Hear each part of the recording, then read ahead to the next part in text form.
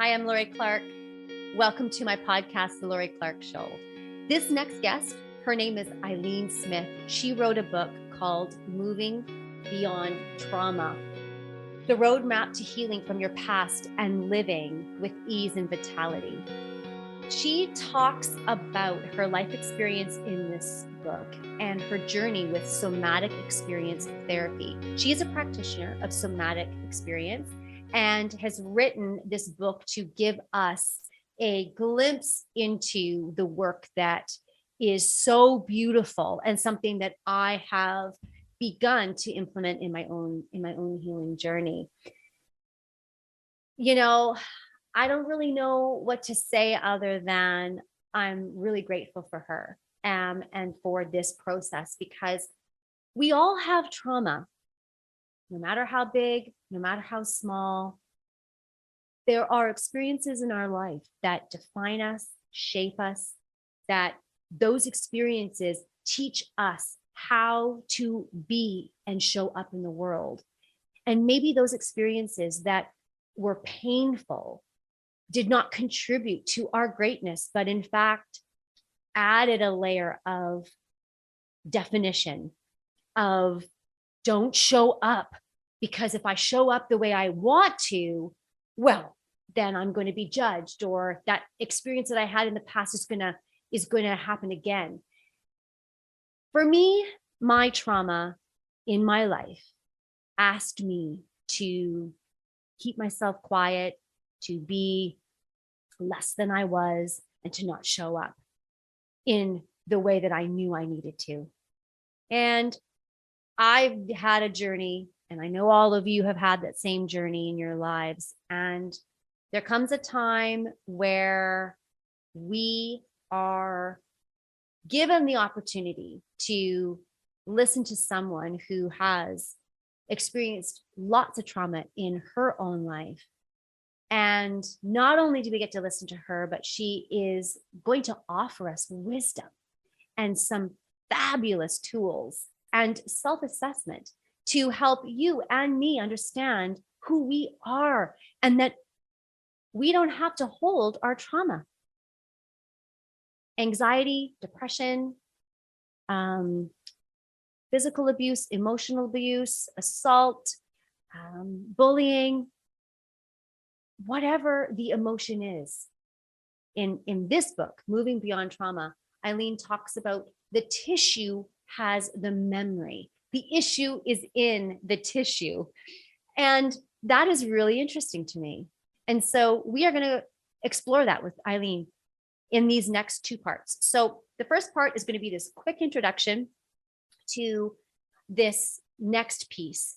And we will then move to part two, which is going to really get into the meat and bones of what is actually happening and how we can move beyond trauma to live a successful, grounded, and as Ilene says, safe in our body life. Oh my goodness. And I got to tell you, that was my first question. Safe in the body. Well, what happens if you don't feel safe? Because trauma does not allow you to feel safe. And that's where it all begins. I hope you join us on this episode of The Lori Clark Show. Ilene, thank you so much for coming today. Thanks for having me. I'm so excited. And this is our second visit. I know. Yeah, we visited a while ago. We sure did. And thank you. Thank you for contributing to the growth and development in my life. I appreciate it so much. Oh, thank you. In your book, Moving Beyond Trauma, you say that healing and balance require bringing the body into a process. So what you're using somatic therapy for is to bring the body into the place of healing, to release the emotion or memory inside of the body. Explain this further. Wow, you did a great job right there. So when we think about trauma, we think about it as an event, but trauma is really that energy that gets locked in our body around real or perceived threat. And so we often try to resolve all of our issues through the higher functioning parts of our brain, the neocortex. Right? Yep. That's where all our executive functioning happens. The problem is when we have a potentially threatening event and we are left feeling unsafe, we have to release that trauma from the body. And if you think about animals in the wild, they do this all day long. So they have, if you ever watch an animal that has just been under threat, they finish then and the situation's over, they're back, they're okay, they know they're not going to die. They always shake off the trauma. They have a natural innate ability to reset their nervous systems. So they're basically releasing all that energy from their bodies.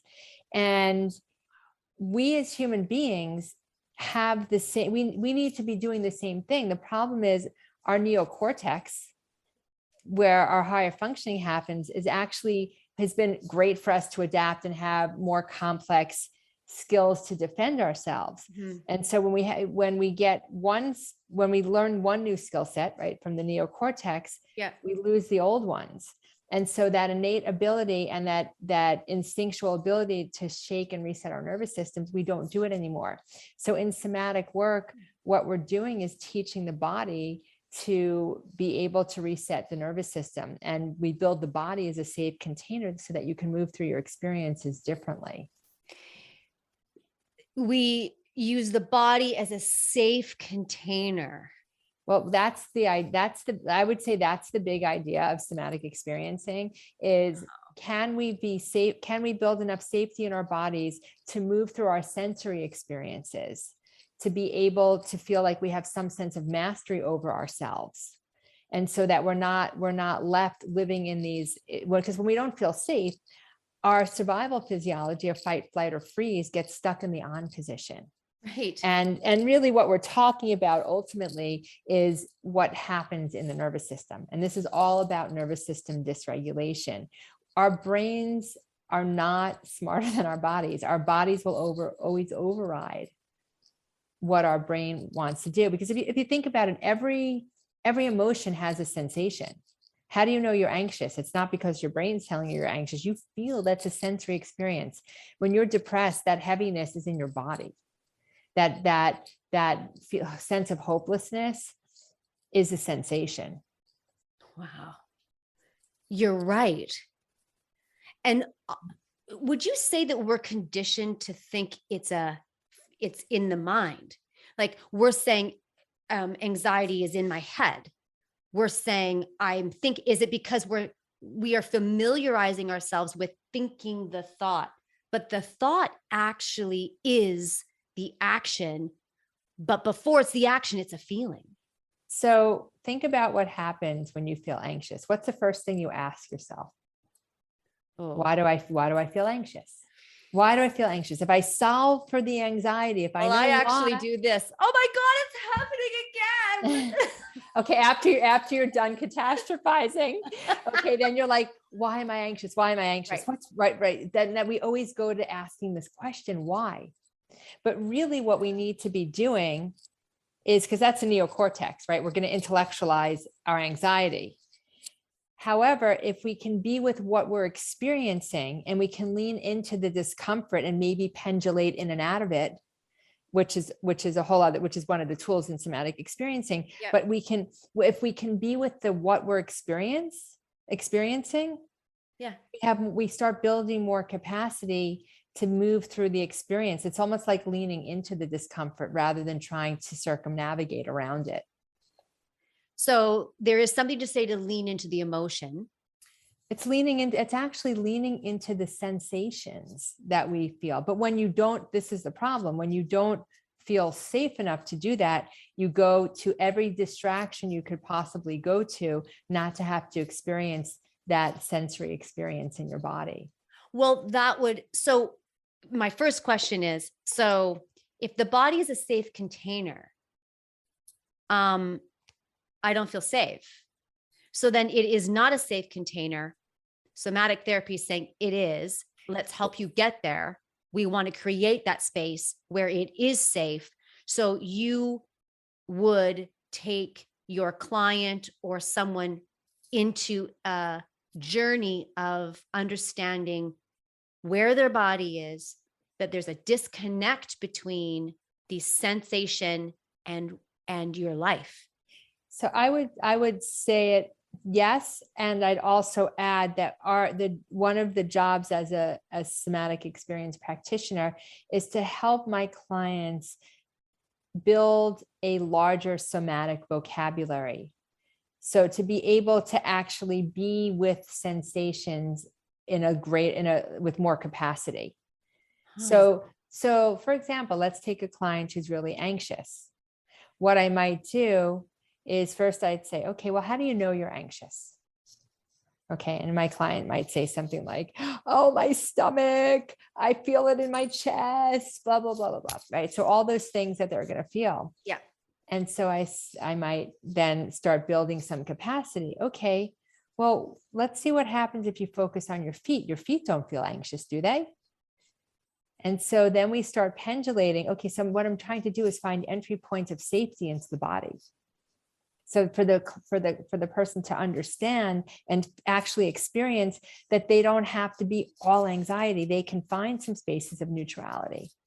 And so the pendulation, right, is going to, like, if you think about a pendulation, right, we pendulate back and forth, we're going to build more capacity ultimately.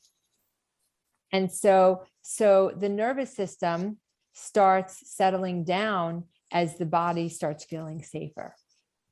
So that's just one way we do it. There's other ways too. But let's just say, for example, so that would be anxiety or chronic anxiety or something. Physical pain. Sure. It could be, right?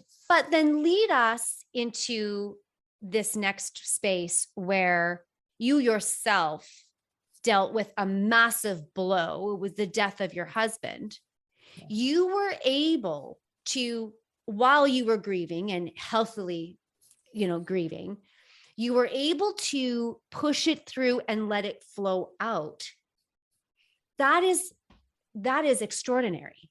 Well, thank you. It was the most devastating, but let me just let your listeners know, I lost my husband very suddenly. Yes. So there was no time. It was too much, too soon, too fast. It was, which is what trauma will, we don't have time to defend ourselves. We don't have time to prepare.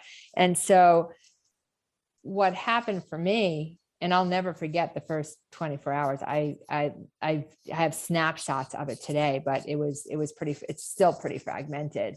Wow. But once I got over the shock and I was in the pain of it, I leaned into it. I didn't move away from it. But remember, I had done so much somatic work as a student of the work. I became a patient of the work. So I had a lot more capacity than the average person. And I had journeyed quite extensively even prior to that.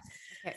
And so really what I was able to do was every time that intense emotional pain came up is I really just sat with it. I didn't get into maladaptive behaviors. And I have a history of eating disorders. So there was no eating disorder behavior. I was able to stay connected. I didn't isolate. And I really attribute it to the fact that I built so much capacity to be able to, that my body was the safe container, no matter what was going to happen next. Wow. I was safe. And so that's what I'm teaching patients to do, is I'm helping them gain more capacity to move through intense and difficult and challenging emotions without having to go and self-soothe or become totally emotionally dysregulated or isolate or numb out, because those are all the things that we do when we can't tolerate our sensory experiences of emotions. So when you are blindsided by something that comes on so quickly, so fast, like a sudden death or like a sudden any kind of trauma that happens really quickly, there is would you say that first response that you lock in? So in your situation, you locked in tight because your body was in shock from the knowledge of someone that you love dearly is now gone. But then you were able to allow that through a process out of your body by leaning in, accepting, and not resisting. Very much so. Very much so. But you can't lean in until you start feeling, until you have that sense of safety within yourself. And where does that begin? Because, I was just saying to someone this morning, look, when people say there are 5 ways to process something, I'm not in agreement with that, because everyone and everyone's context is so different that there isn't really a linear way to deal. But if you were to lead someone into the path or onto the path of safety, or learning how to feel or be safe, where do you start someone? It's a really, really good question. So the first thing, and I can spend a very long time with this one piece with a client. We have to learn how to become our own observers, because the first thing that needs to come online is some capacity and understanding and experience of what presence feels like. So think about having a difficult situation. Again, we go into the why. Always. I'll say, why am I this way? Mm-hmm. Get to the why. Get to Right. the why, and you will understand. And you're saying, do you disagree with that, or do you take issue with it? I say, get to the what. What is it that you're experiencing at in this moment? So if it might look something like this, for example, right? If I have a client who is really good at ruminating or future tripping, right? It might look like something like, okay, client, how about just noticing what you're doing? So I notice that I continue to ruminate about what happened yesterday. I notice that I keep obsessing about what it's going to be like tomorrow. I notice that I continue to go over the story over and over and over. And so that's the observer. And because observation breeds presence. And, remember this, trauma has no sense of space or time. So we often, you're just Okay, chew on that for a little while. I'm like, whoa. Yeah, chew on that for a little while. Okay. But it feels like it does. Of course, because we actually believe that when we're in the present experience, we actually sense danger a lot of times when danger is not present, because we think we're back where the trauma happened. For example, easy one, a war vet. Yes. Okay. So the war vet, had some bad experiences at war, comes home. A guy at a bar asks him to move a chair, and he thinks the guy's ready to get a fight breaks out, because the war vet believes that he's sensing danger when danger is not present, right? Easy one to remember, but we do this all the time. Think about how many times in your own life you've over or underreacted to something, and you don't even know why you've behaved that way. Absolutely. Today I was having a conversation with somebody, and I immediately went to, they must want to talk about something like that they're concerned about. I couldn't even get to the place where they just want to connect. Yeah. Well, when you're in the healing, when you're in healing, and your brain and your body come online, you get the idea that connectivity is really our lifeline. But the trauma still is the trigger. So for you in your book, you say, in the introduction, you say, you were talking about when you walk into an empty house, you don't go into the kitchen first, because you understand that it acts as a trigger. So briefly offer us that as a connection piece, because I think you've got like the big traumas, and then you've got these other traumas that are not so huge, but they are where they're cumulative. They're cumulative. It's the genesis of the trauma that begins to create this big piece. Yeah. So, all right. So for myself, Yeah. let's just say as a kid, I never felt safe as a kid. My mom was never home. There was never any groceries in the house. And you'd have to always be scrounging for something, but I would come home as a kid after school, nobody would be there. Right. And what I would do is I'd go in the kitchen and eat, because that was the way for me to self-soothe. Yeah. And so again, right. I was never safe. And that was my coping mechanism as a child. So for a long time, when I'd come into an empty house, I would, I may not even be hungry, but my body was like, okay, go self-soothe, because you're in the empty house. The empty house represented I'm not safe.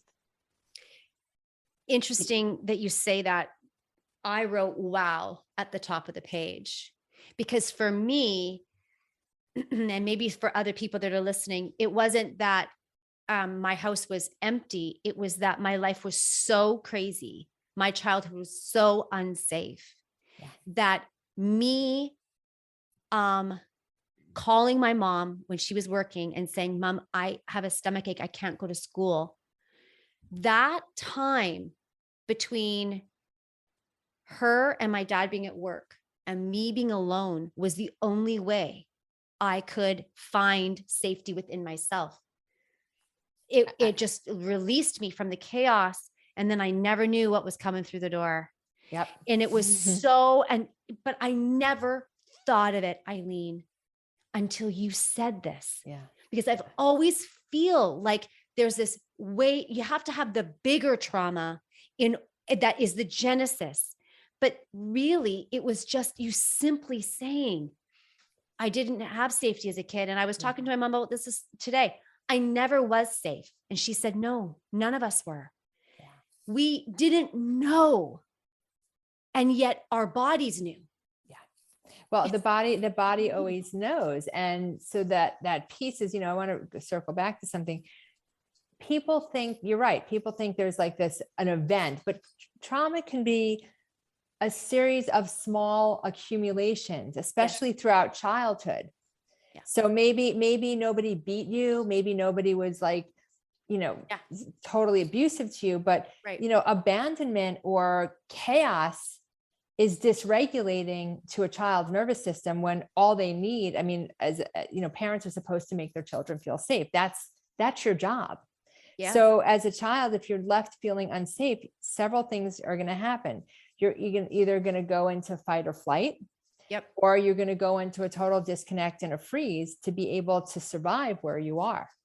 Or you also give yourself up in order to keep the peace in the house and the family. You don't get to actually be fully connected to yourself, because you're not supposed to feel emotions. If you feel emotions, that's going to be disruptive to everyone else. We get messages as kids: be a good girl, don't cry, why you cry. All of those things impact our nervous system. So you can call them chronic stress. You don't have to call them trauma, but that chronic stress will impact how your nervous system functions.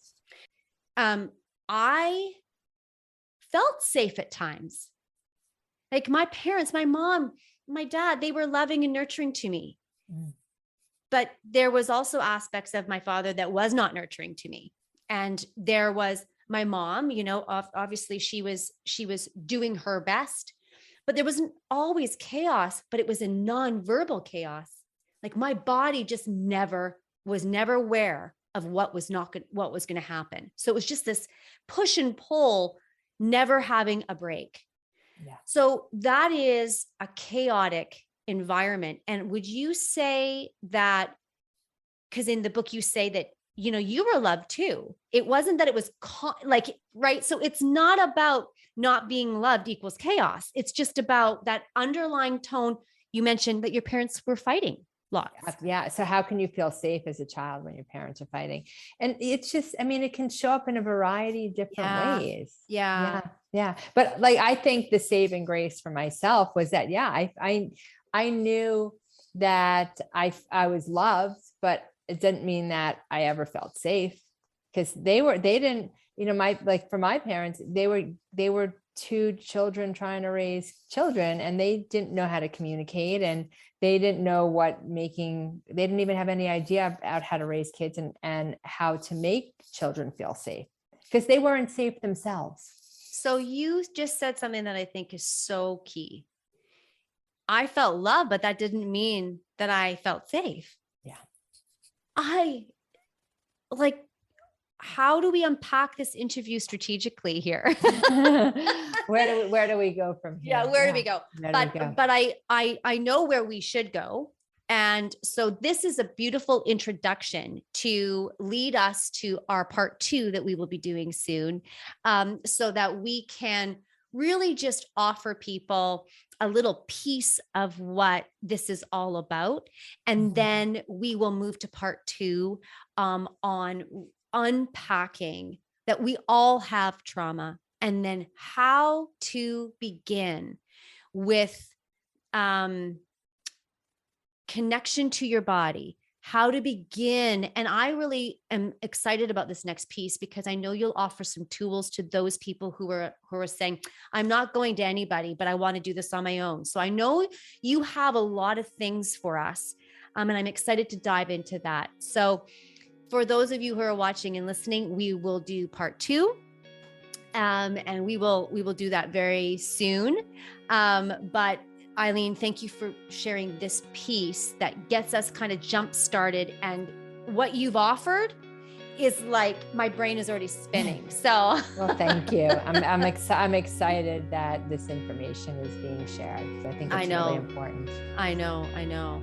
So, we'll just continue on and make sure that we take the time to do that. So I'll see you in part 2. Perfect. Thank you.